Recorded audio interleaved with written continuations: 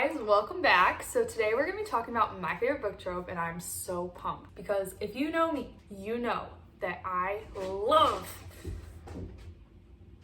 Sorry, my cat has a toy mouse right now. He's being a little crazy, so please just ignore him. Anyway, I have 6 recommendations for you guys to get you guys started and to join me in the fake dating world. So the first book we're going to talk about is one you've probably already read. I'd be shocked if you didn't, but Spanish Love Deception. I thought I would bring it up anyway, just in case somebody hasn't read it, but this was a really popular book talk book back in the day, like last year. This book is really fun. It takes place mostly in Spain, hence Spanish Love Deception, but it's like a workplace enemies to lovers fake dating book, and it's really, really fun. I think this would be like the perfect book to take with you to the beach. Oh my god, okay. Imagine you are on the beach in Barcelona and you are just reading this book. Like, I could not think of anything better than that. Yeah, so this is a little bit cheesy, but you know, I will look past it for a fun story. This book is about Lena and Aaron. Aaron and Lena are workplace enemies, and Teddy. Oh my gosh. Oh my goodness. You want me in the video? Oh, okay. I got him. Okay. Bye-bye. Okay, so this book follows Lena and Aaron, and they are workplace enemies. They hate each other, they can't stand each other, they just cannot handle each other. Aaron overhears Lena one day while she's talking to her other coworker that she's like best friends with, and he basically overhears Lena saying that she needs a date to her sister's wedding because her ex is gonna be there. He has a new girlfriend, and she doesn't want to go by herself because she may or may not have told her family that she has a new boyfriend, but she like won't say anything about him. Like, they know he exists, but they don't know who he is. So she's like, I just need to bring somebody to pretend to be my boyfriend so my parents don't ask me any questions, and like it'll be fine. Like, we only have to pretend for 3 days. So Aaron's like, I'll go with you, and then Lena's like, no, like no way. Long story short, she can't find anybody else. Aaron ends up going with her, and they fake date. So this is really fun, but I think this is like literally like the perfect summer book. But yeah, so next book I'm going to talk about is The Cheat Sheet by Sarah Adams. Now, the best way to describe this book is like a cupcake. Like, it is literally so sweet, it is so cute, it is precious. Every book she writes is like this, so if you like this book, you are probably gonna like the rest of her backlist. So another reason to give it a chance. So anyway, this book is a closed door sports fake dating one of us' famous friends to lovers. So it follows Nathan and Bree, who are best friends, who are both secretly in love with each other, but are scared to tell the other person because they're like, I don't want to mess up the friendship. So Nathan's friends / teammates come up with this like plan to make a cheat sheet on how Nathan can get Bree to fall in love with him. Well, some things happen because Nathan is famous, so those events led to Bree and Nathan having to fake date each other and pretend to be a couple. Well, you know how the rest of the story goes, because suddenly they're like, are we still fake dating, or are we like, do we like each other? So I did really enjoy this book, and I really recommend it to anybody, especially if you want a closed door romance. This is a really good one. My next book, which is Addicted to You. And Addicted to You is part of the Addicted Calloway Sisters series, which, if you didn't know what that is, it is basically 2 series that are merged together. So we have the Addicted series and the Calloway Sisters series. The Addicted series has 5 books, Calloway Sisters series has 4, and then there's like a combined epilogue novel that just ties it all up in a pretty little bow. There is a specific reading order with this series in the front of Addicted to You, which is the first book in the whole series. It might be in all the books, but it's definitely in this one. So as long as you start with this one, you will know what to read next in what order. So the Addicted series books follow Lily and Lo, and then the Calloway Sisters series follows Rose and Daisy, who are Lily's sisters. So I'm gonna only talk about this book specifically. It's, like I said, it's 10 books long, so like a lot of stuff happens. And I'm only on book 3, and I'm like obsessed, but I'm just gonna tell you a little bit about this because this is technically a fake dating trope, but it's not really silly fake dating, if that makes sense. It follows, I'm gonna keep saying it follows Lily and Lo. It follows Lily and Lo. Lily Calloway is the daughter of what is equivalent to be like Pepsi or Coca-Cola. Like her dad owns a company, I think it's called Fizz or Fizzle, and they make pop. And then Lo is the son of like the Gerber company, kind of like equivalent. So they make like diapers and like baby products and stuff like that. But Lily and Lo both have addictions. So Lily is a sex addict and Lo is an alcoholic. Lily and Lo decided in their teens that they were going to date each other because they're already around each other all the time, and it makes it easier for them to enable each other to participate in their addictions. They use each other as a cover-up, as an alibi. This book, like, you can really see them like struggling with their addictions, and I mean, it's not healthy. It's not. But the connection that Lily and Lo have, it's just like, wow. Because the connection that they have just like grows so much in this book, because at the beginning, like, they are literally just roommates, like, and throughout the book you kind of like see them like grow together and like get a little bit of a bond. Their relationship just evolves so much, and they kind of start to question, like, do we actually like each other? Like, could this be real? Also, besides like enabling each other with their addictions, they also are together because if anyone were to find out about their addictions, their family's like reputation would be tarnished because they are so famous. So the stakes for their lives, I guess, is like so high that you're kind of like on the edge of your seat. Like, are they gonna get caught? Like, are people gonna find out that they've been lying? So that's really fun. Yeah, so the cliffhanger that this ends on is really good for the next book. I will say though that the next book is kind of like a filler book almost, but it's really short. So it's not like you wasted, like, you read like 500 pages and then it was like, okay, I read 500 pages for nothing to happen. It's like 250, but it's a necessary book for the third book, if that makes sense. It's kind of like a stepping stone. So if you like this book, just be prepared to not like the next one as much, but you will love the third. It's like so good, so entertaining. I think you'll love it. It's a long series. It'll keep you like entertained for a long time. So I really recommend that one.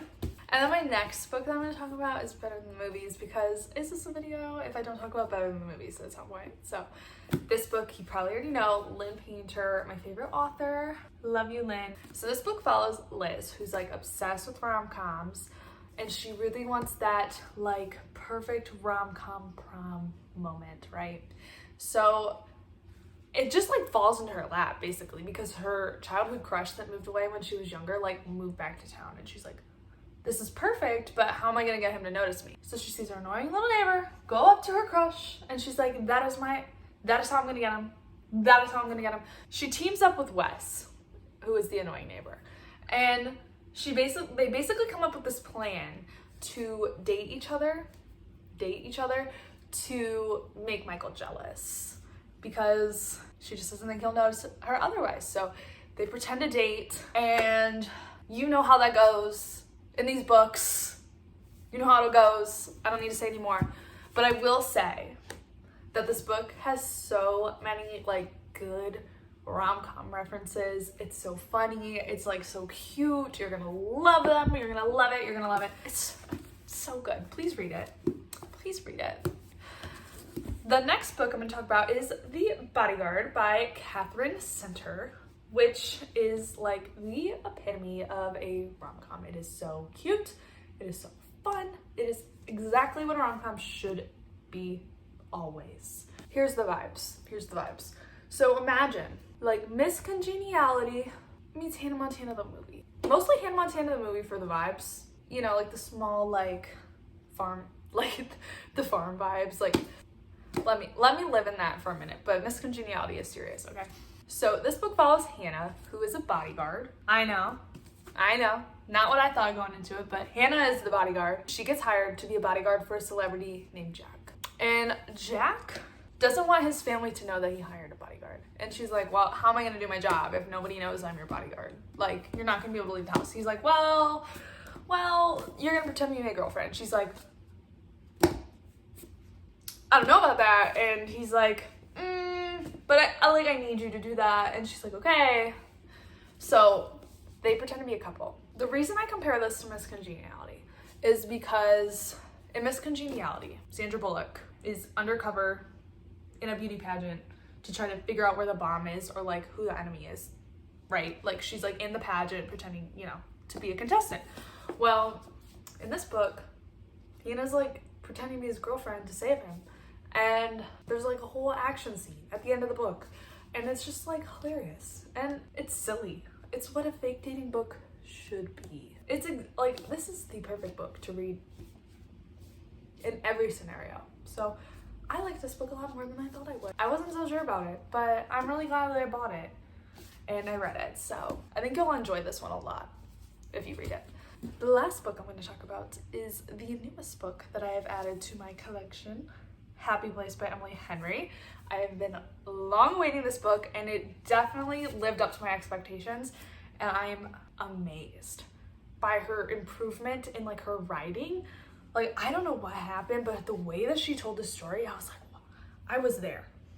The scenery, like I just like felt it so in my soul. It's so dramatic, but like I just felt so many things while reading this book.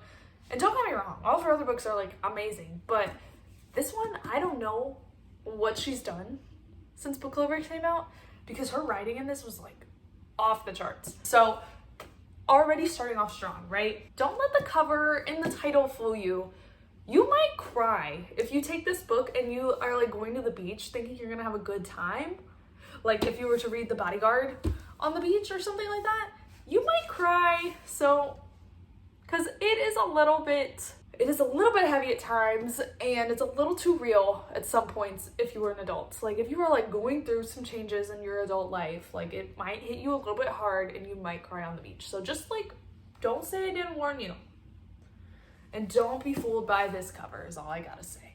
So, but do I still think you should read it? Yes. But maybe save the last 80 pages for when you're at home. Unless you want to cry on the beach, then like go for it. Who might stop you? Anyway, so this book follows Harriet and Wynn and their like found family-esque friend group, right? So Harriet and Wynn are part of the same friend group, but kind of at different times until they end up meeting each other. And then they all like click instantly and they're all best friends, can't be separated, like whatever, like they're always together. Well, Wynn and Harriet, they kind of like are infatuated by each other, but they're a little bit nervous to take it farther because they're like, we don't want to mess up the dynamic, like what would happen if we were to break up? But then one day they're like, we should date, like, you know, like life's short. So they end up dating, they end up getting engaged, and the friend group starts to kind of shift because they're all graduating college, they're getting jobs, they're moving on, they're getting in relationships, so they all start to do their own thing. Well, one day, one of the friends calls and says, hey, my family is selling our vacation house. And you know, they vacation there like all the time when they're in college, and they were like, oh darn, like that's terrible, right? So they're like, she's like, yeah, let's just go like one last time and we'll make like a really unforgettable trip. And they're like, okay. So they all go to Maine to go to this like, I feel like I'm screaming, I'm sorry, I just love this book.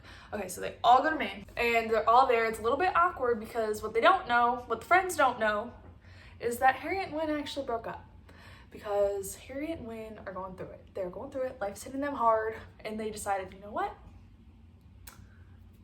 I think we need to separate right now. So they are broken up, but nobody knows, not even Wynn and Harriet's family. Like, no idea. So everyone still thinks that Harriet and Wynn are gonna get married. So they're like, we probably should tell them, but we're not gonna ruin the trip. So they're like, okay, we'll just pretend to date each other until the trip's over, and then we'll tell them. So they're like, okay. Wynn and Harriet were like, it's 5 days, like we can deal. Like, it'll be okay. What's the worst? Well, like stuff happens, and they realize that it's a lot harder to pretend you're happy when you're not happy. So they just have to navigate that, and some hard conversations come up between Harriet and Wynn and the friend group as a whole, because there's kind of been some strains as they've, you know, all entered different stages of their lives. Yeah, just like figuring out being an adult in when you're all different, like figuring out how to balance each other in your lives and stuff as adults. I will say that this book definitely, like, don't go into this thinking either that this is going to be the most romance heavy book, because while they are fake dating, it's not like they're actively being like lovey-dovey trying to be a couple. Like they are just trying to like essentially like be able to be in the same room as each other. And the friendship and the personal inner growth is kind of the forefront of this book.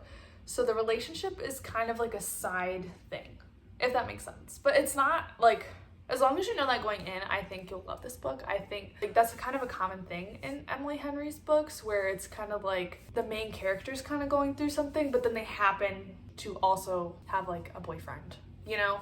It's not like the whole purpose of the book is to be a romance book. It's definitely like there's some other stuff going on. And I think that's why some people may not have liked Book Lovers, is because that book was definitely about Nora and Libby. This book is definitely about Harriet and her friends. So if you liked Book Lovers a lot, you will like this one a lot, I think, too. And people that like beach read are more likely to like People We Meet on Vacation.